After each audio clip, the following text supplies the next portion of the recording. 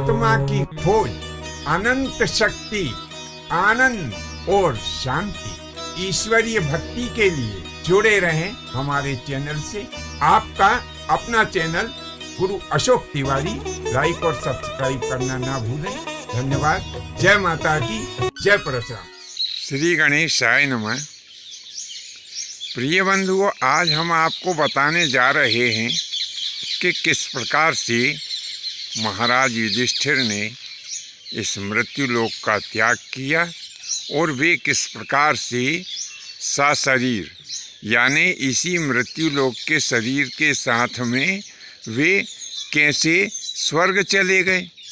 अब जैसा कि हमने पिछले भागों में आप लोगों को बताया कि महाराज युधिष्ठिर के जो चारों भाई थे, जो कि आयु में उनसे छोटे भी थे, तो वे चारों भाई और द्रौपदी रास्ते में ही मृत्यु को प्राप्त हो गए थे। अब धर्मराज के साथ में केवल एक ही प्राणी शेष रह गया था और वह था कुत्ता, जो कि हस्तिनापुर से ही उनके साथ में था।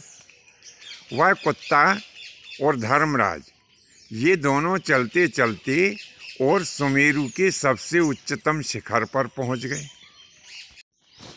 वहां पर धर्मराज ने क्या देखा कि इंद्र आदि जो स्वर्ग के देवता हैं वे सब वहां पर खड़े हुए हैं।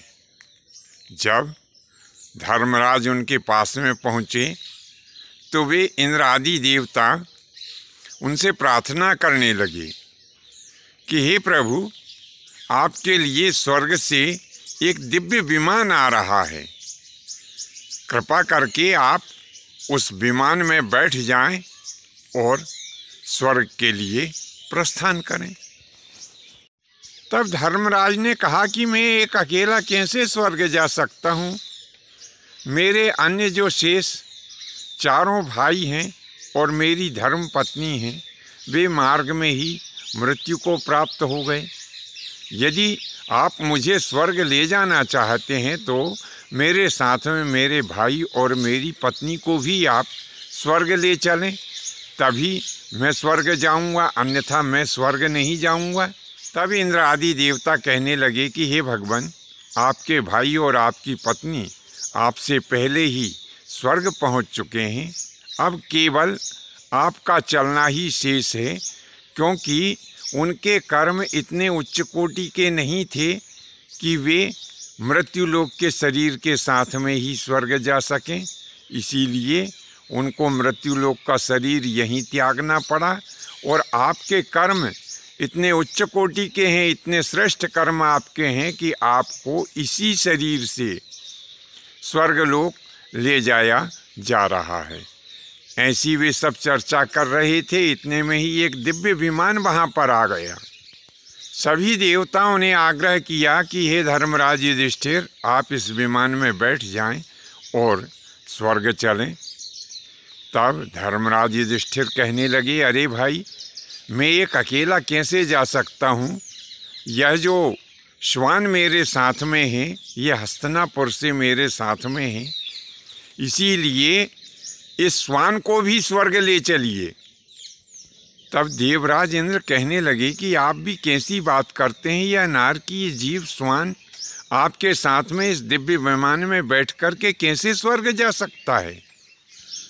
प्रभु, यह नारकीय जीव है, इसकी दृष्टि पड़ने मात्र से ही पुण्य कर्म क्षीण हो जाते हैं, इसीलिए यह आपके साथ में इस विमान पर बैठकर स्वर्ग नहीं जा सकता। तब धर्मराज कहने लगे कि हे देवराज इंद्र, तुमने यह भी सुना होगा कि जो शरण में आए हुए का त्याग कर देता है, वह प्राणी भी स्वर्ग जाने का अधिकारी नहीं होता है। अब यह श्वान मेरी शरण में है, मैं इसे त्याग करके कैसे स्वर्ग जा सकता हूँ। जब यह श्वान यानी कुत्ता स्वर्ग नहीं जा सकता, तो मैं भी स्वर्ग का त्याग किए देता हूँ। यदि यह कुत्ता नरक में जाएगा तो मैं भी नरक में चला जाऊँगा, क्योंकि इसने विश्वास करके और यह मेरी शरण में आया है, इसीलिए मैं इसका त्याग नहीं करूँगा। जैसे ही धर्मराज युधिष्ठिर ने इतना कहा, वैसे ही वह श्वान अपने वास्तविक रूप यानी धर्म के रूप में वहाँ पर उपस्थित हो गया और धर्म कहने लगे कि धर्मराज सुनो, तुमने बड़ी ही कठिन तपस्या की है और सदैव कैसी भी विकट परिस्थिति क्यों ना आ गई हो, लेकिन तुमने मेरा त्याग नहीं किया। मैं तुम्हारे ऊपर बड़ा प्रसन्न हूँ। मैंने परीक्षा लेने के लिए ही श्वान का रूप धारण किया था। अब आप कृपा करके इस दिव्य विमान में बैठ जाएं और मेरे साथ में स्वर्ग चलें। ऐसा कहते हुए वह धर्मराज भी उस विमान में बैठ गए और युधिष्ठिर को भी उस विमान में बिठा लिया। बंधुओं, आज के लिए बस इतना ही। शेष फिर कभी नए विषय के साथ में आपकी सेवा में उपस्थित होंगे।